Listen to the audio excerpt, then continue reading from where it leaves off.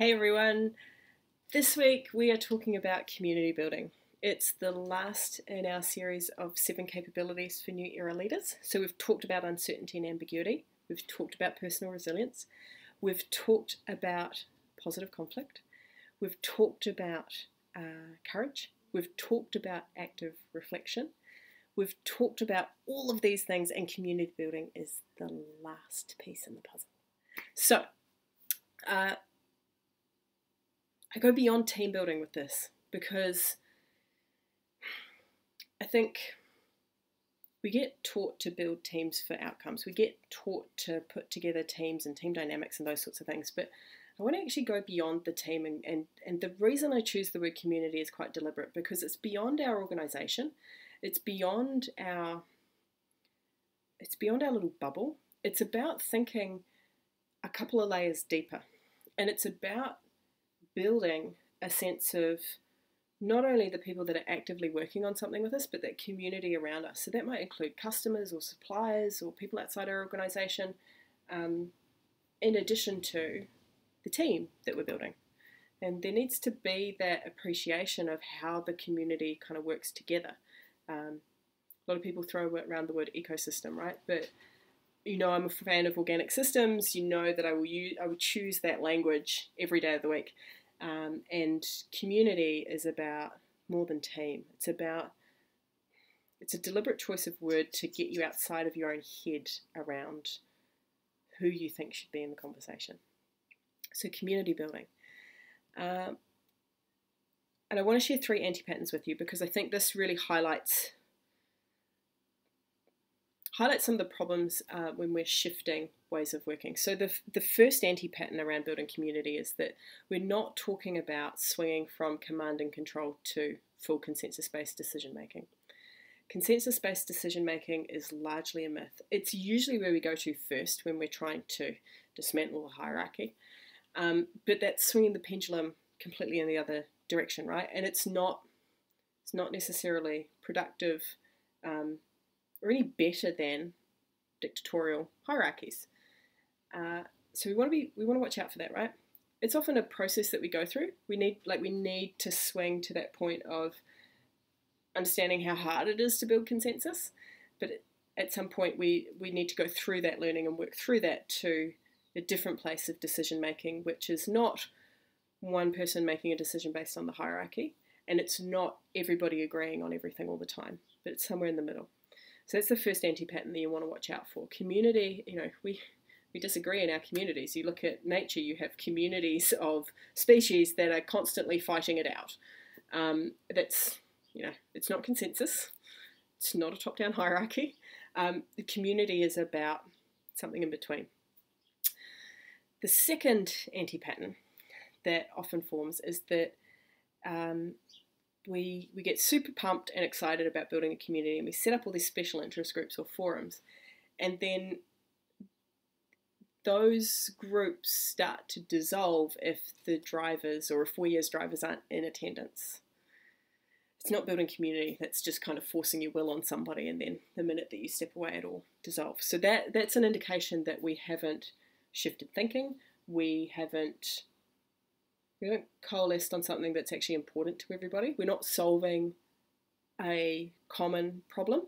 That hint that things are dissolving when we walk away means that something's not quite right. So in building community, we need to go back to basics and go, hang on, what did we miss here? Why is this thing not sticking? Because if we've hit on to the right concept, then we've done that work to help bring people on that journey and to change thinking, then those communities will start to grow and flourish. And so sometimes it looks a little different to what we expect. It's a second anti-pattern to look for.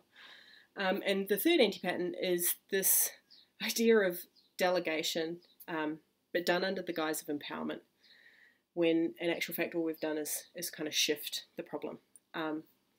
And the example that I'll use here is actually health and safety legislation. So in Australia, health and safety legislation is what's called a reverse onus law. If you get pulled up as a director for an incident that's happened within your organisation, reverse onus law is one where you are guilty until proven innocent.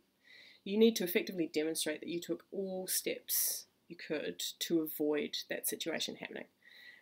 New Zealand, as I understand, is going the same way, and health and safety legislation is a really good example of this, because I think, I use the example of a friend who works at a ski field, and he'd said to me, yeah, it's all BS. That's not good. Health and safety protocols shouldn't be BS. Like, we should be looking at this.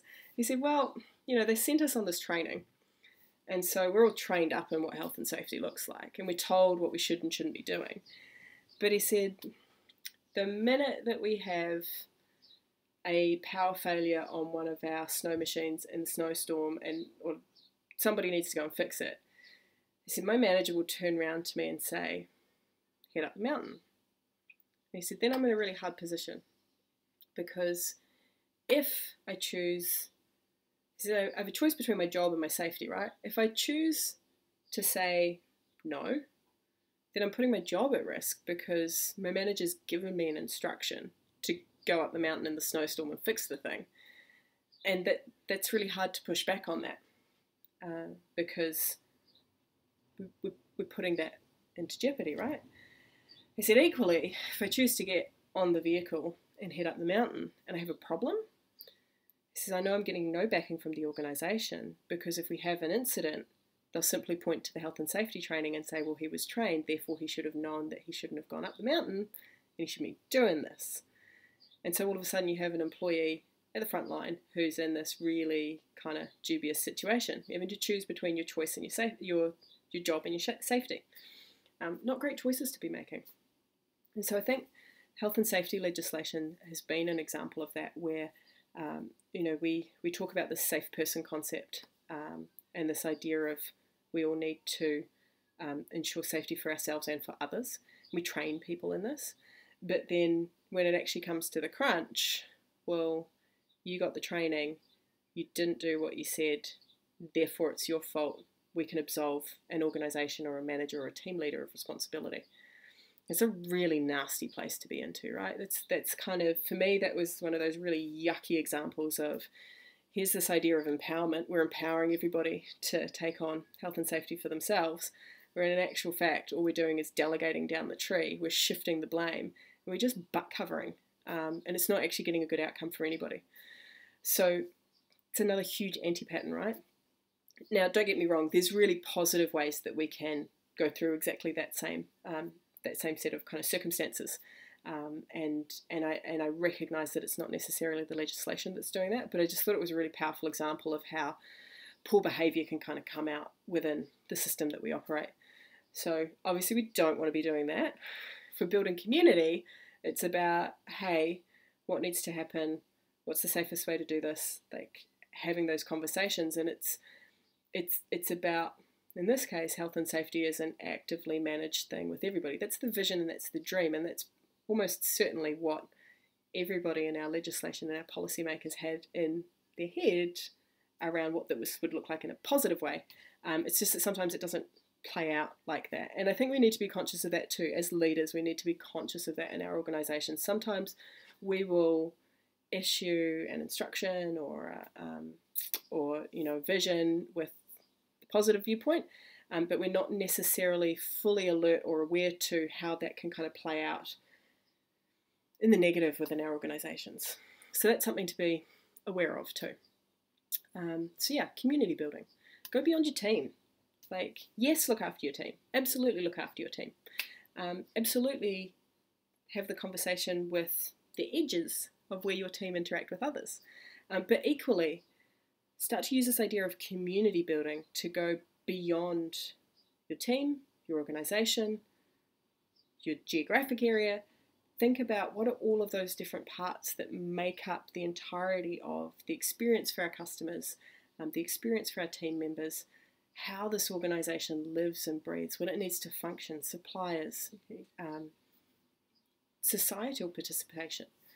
Go beyond the team. Start thinking about community. And that, I think, helps to give you that broader perspective of not only some of the factors that are coming at you when you're thinking about change, but also the opportunity for what are some of those other places that I can go to start to activate change makers within my community, not just my organisation. So that's it from me this week. I hope that was helpful. Drop me a comment or a link below. Hit me up with an email. I'd love to hear from you. And I hope wherever you are in the world today, you're having an awesome, awesome week. I will see you again very soon.